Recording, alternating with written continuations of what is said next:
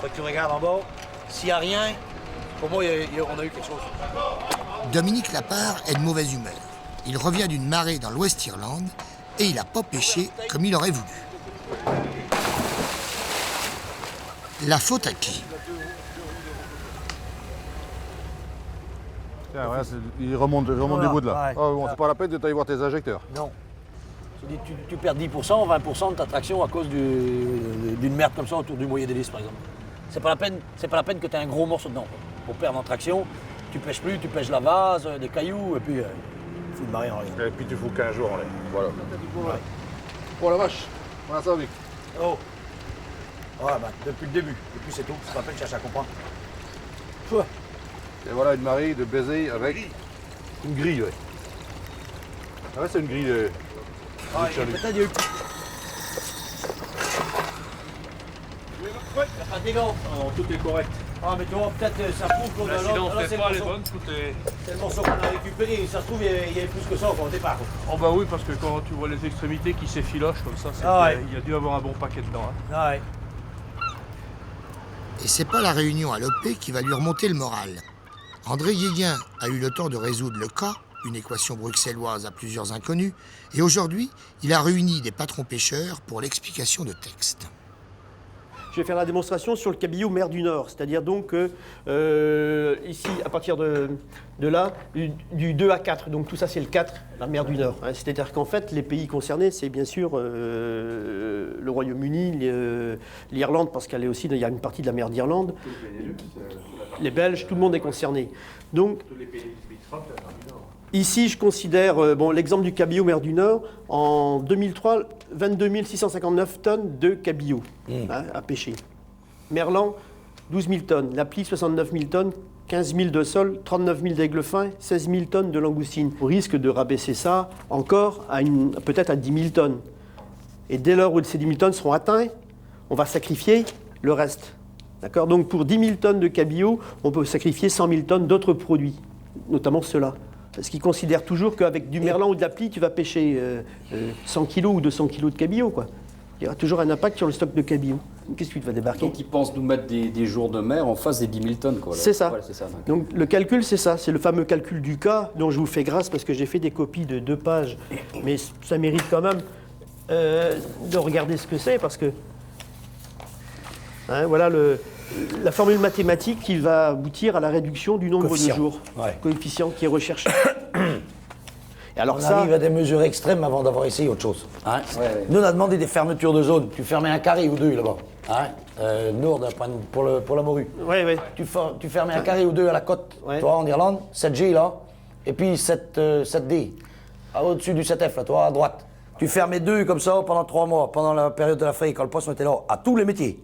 À tous les métiers et à toutes les nationalités. Et pas seulement favoriser, laisser les filets travailler, tout le monde. Hein, perchistes, chalutiers, irlandais, anglais, français, tout le monde. Et tu fermais ça bien surveillé. Et au moins qu'on essaye ça pendant 2 ans, pendant 3 ans. Ah, qu'on nous écoute, parce que bon, on n'est pas tous des cons non plus, donc... T'aurais un fils, toi, maintenant, à 14 ans, il te dit, je vais faire la pêche, qu'est-ce que tu lui dis? Hein? Oui. Moi, je lui dirais oui.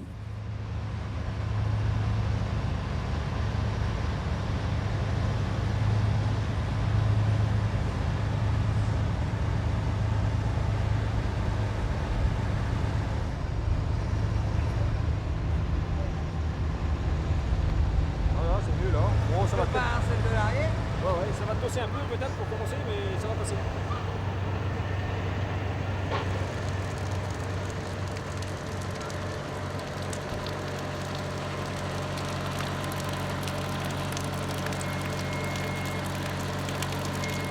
Henri, qu'est-ce qu'il fait? Avec Dominique et Henri, on a poussé jusque chez Anne-Marie.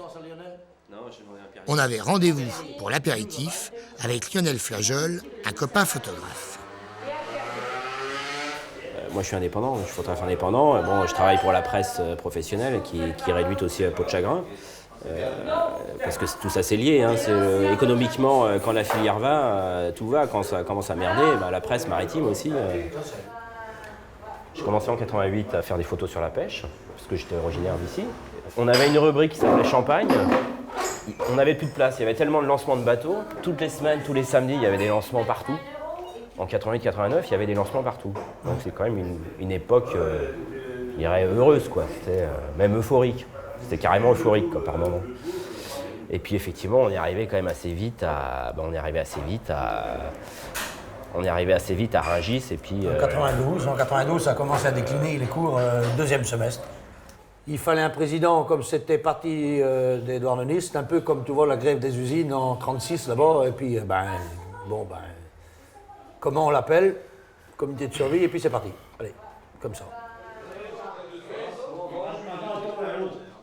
Donc on avait fait les gras tout le week-end, et le lundi, il fallait monter dans le car, on était au radar complet, et le lundi soir, c'était Rungis à bloc, quoi. Donc, oui, moi je suis arrivé un petit peu en retard, parce que les cars de Douarnenez étaient un petit peu à la bourre, donc le temps d'arriver, mais c'est vrai que c'était la baston, quoi. C'était tout en l'air, quoi. Il y a eu je sais pas combien de dizaines de millions de francs de dégâts, c'était épouvantable, quoi. C'était tout ce qu'il y avait à Rungis a été saccagé. Bah, tu te défoules, quoi, aussi, quoi. T'as la haine depuis quand même pas mal de semaines, et puis là, tu vois. Et puis en plus, il y a effectivement eu quand même la découverte de tout ce qui venait d'ailleurs, quoi. Ça, pour la première fois, je pense qu'il y a des pêcheurs, ils venaient pour la première fois à Rungis, quoi. Les mecs, ils n'étaient jamais venus à Rungis avant. Donc ils venaient pour la première fois à Rungis, ils découvraient du poisson du monde entier, quoi. Il y avait ça aussi, quoi. Il y avait vraiment la découverte, mais les gens qui étaient quand même incrédules, quoi, qui jusqu'à maintenant, ils étaient dans leur port, ils allaient en mer, ils allaient à crier, puis terminer, quoi. Puis là, ils découvrent que finalement, l'économie, elle est complètement mondiale, le poisson, il déboule de partout, ils voient les caisses de partout. Donc là, ça a été quand même un sacré choc. Alors évidemment, c'est pas ça qui a arrangé les choses. Alors de voir ces caisses-là, au départ, ils ont foutu en l'air que les caisses d'import, et puis après, ils cassaient tout, quoi. Ils cassaient tout. Même leurs propres poissons, je pense. Mais bon, comme dans tout mouvement social, il faut des gueules. Et les médias, ils ont besoin d'avoir des tronches, des mecs qui causent. Et puis après, c'était ça y est, c'était le leader charismatique, c'était parti, quoi. On était là-bas, on descendait, tu sais, tu descends du ministère, là, tu sais, où tout comme dit Lionel, piégé, en fait. Ouais, t'as 15, 20 caméras, putain, et puis des micros, là, tu sais, qui t'attendent, là, bon, et là, il faut savoir dire il faut savoir, hein, ce que tu vas dire, et surtout ne pas l'oublier.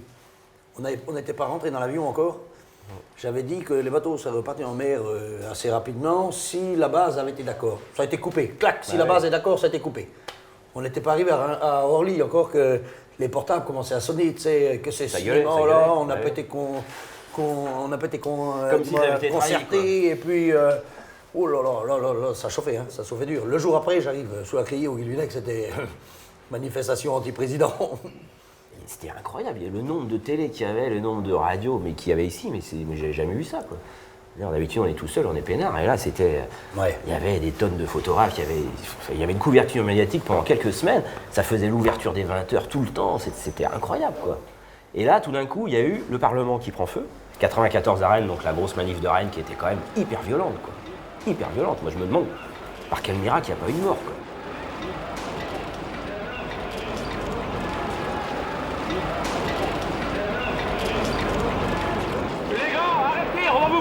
Arrêtez de tirer pendant quelques temps, là. On va vous parler, là. Il faudrait peut-être que les P1 arrêtent également. C'est pas sûr qu'on complète le truc.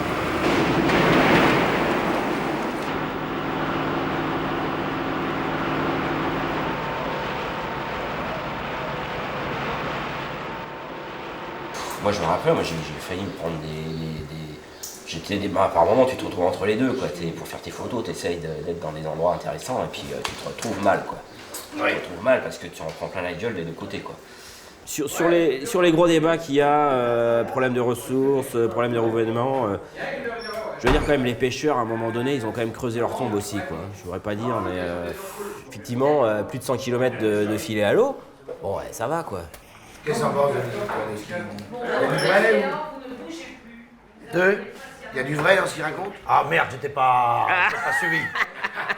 Non, mais même ce qu'il disait avant... Alors je vais lui parler d'un autre truc. Je vais parler d'un autre truc qui va l'énerver encore Regarde plus. ta tête ici, Gaëlan, comment t'étais maigre, là. Regarde ça. Dominique, c'était, je pense, un super bon pêcheur. Ça, y a pas de souci là-dessus. Un mec qui a fait l'hydro à Nantes, enfin, un carré béton, quoi. Mais Dominique, il fait partie de ces patrons pêcheurs. Il faut que ça pêche, quoi. Merde, on va en mer, ouais. c'est pas pour jouer, quoi. Ah ouais. On va en mer, c'est pas pour jouer. Et quand on va en mer, faut que ça pêche. Par exemple, Dominique, de temps en temps, il allait quand même au pélagique au bar. Ouais. Au mois de janvier-février. Ouais. Et les mecs au pélagique au bar, ils sont énervés avec ça pendant un mois, quoi. Parce qu'il y a des années, ils ont cartonné. Ils se ramenaient des 50 tonnes de bar, ils faisaient deux traits de 20 tonnes, et ils se ramenaient 50 tonnes de bar qu'ils allaient vendre des clopinettes au prix de retrait, mais finalement, ça faisait 70 patates à la marée. Voilà. Bon. Ah oui, mais dire de ça, on peut pas en être très fier, à mon avis, quand même, quelque part. Hein? Donc, Nous, on n'a jamais fait ça. non, mais peut-être pas à ce point-là. on n'a jamais pêché Peut-être ça. pas à ce point-là, mais je veux dire, c'est un outil, par exemple. Bon, c'est pas pour faire le procès d'un outil plus que d'un autre, mais chalut pélagique, c'est vrai que c'est le meilleur comme le pire, quoi. Effectivement, quand ça va au bar au mois de février sur du bar grainé, quand ça frais, c'est facile à pêcher en plus. Tu vas au Casquet, là, dans le Nord. Bon, c'est pas du boulot, quoi. Je suis désolé, c'est pas du boulot, ça. Ça m'énerve, ça, quand même. Enfin, facile à pêcher, c'est pas facile à pêcher. Attention, hein. Oula, tu perds du temps aussi, tu perds des fois... Ouais, mais quand tu sec. pêches 20 tonnes, tu pêches 30 tonnes, tu pêches 50 tonnes. Un ligneur, il va... Ouais, enfin, bon, ça n'existe plus non plus maintenant depuis Oui, mais 80... Combien c'est ça? 95, grosso modo, hein. Bien sûr, non, mais... L'instauration des quotas a eu lieu en 95. Vous avez beaucoup changé, quoi. Oui, si. Les mentalités, ils ont évolué par la force des choses. Parce que c'est vrai qu'ils se rendent compte, et bon, c'est des mecs comme suffisamment lucides. Attends, on tombe à l'eau. Hop, et